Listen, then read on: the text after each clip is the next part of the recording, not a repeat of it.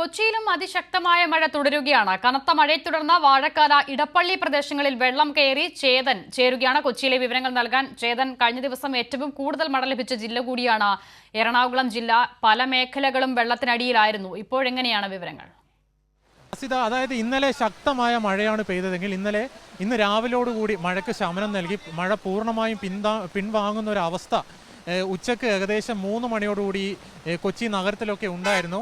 സ്വാഭാവികമായും വെള്ളമൊക്കെ ഇറങ്ങി തുടങ്ങിയതായിരുന്നു. പെട്ടെന്നാണ് ഈ ഉച്ചയ്ക്ക് 3 മണി ഏകദേശത്തോടുകൂടി തന്നെ മഴ ശക്തി പ്രാപിച്ചത്. നഗരത്തിൽ പെട്ടെന്ന് മഴ ശക്തി പ്രാപിച്ചതോടെ ഈ കൊച്ചി നഗരത്തിലെ പ്രധാന സ്ഥലങ്ങളായ ഈ ഇൻഫോ പാർക്ക്, അതുപോലെ തന്നെ വാഴക്കാല, കാക്കനാട്, ഇടപ്പള്ളി, കളമശ്ശേരി ഭാഗങ്ങളിലൊക്കെ വെള്ളക്കെട്ട് രൂപപ്പെട്ടിട്ടുണ്ട്. ഇന്നലെയൊക്കെ ഈ പ്രദേശങ്ങളിലൊക്കെ വെള്ളം ഇറങ്ങിയതായിരുന്നു.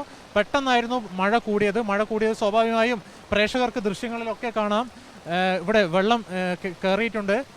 അതുപോലെ തന്നെ ചില റോഡുകൾ റോഡ് ബന്ധിച്ചിട്ടുണ്ട്.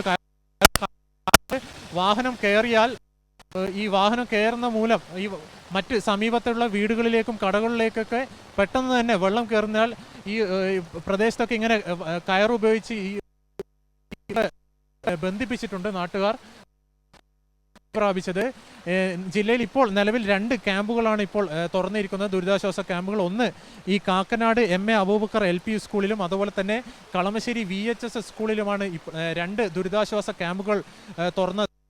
ദുരിതാശ്വാസ ക്യാമ്പുകളായി ഏകദേശം 62ഓളം പേരാണ് ഈ ക്യാമ്പുകൾ തുടരുന്നത്. ഞാനിപ്പോൾ നിൽക്കുന്നത് ഈ വാഴക്കാലയാണ്, കൊച്ചിയിലെ വാഴക്കാലയിലാണ്.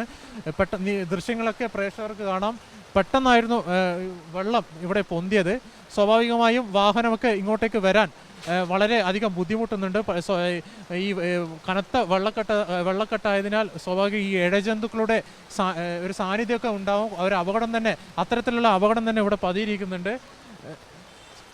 ചേതൻ പറയുന്നത് പോലെ ഈ പല മേഖലകളും ഇതിന് മുൻപത്തെ വർഷങ്ങളിൽ വെള്ളം കയറാത്ത മേഖലകളായിരുന്നു. പക്ഷേ ഇത്തവണ ചെറിയ മഴയിൽ പോലും ഇവിടങ്ങളിലൊക്കെ വെള്ളം കയറുന്ന സാഹചര്യമാണുള്ളത്. എറണാകുളം ജില്ലയിൽ ഉച്ചവരെ മഴ മാറി നിൽക്കുന്ന സാഹചര്യമായിരുന്നു. പക്ഷേ ഉച്ചയ്ക്ക് ശേഷം പെയ്ത ഏകദേശം 3 മണി മുതൽ പെയ്ത 2 മണിക്കൂർ കൊണ്ടുള്ള മഴയിലാണ് പല മേഖലകളും വെള്ളത്തിനടിയിലാകുന്ന സാഹചര്യം ഉള്ളത്.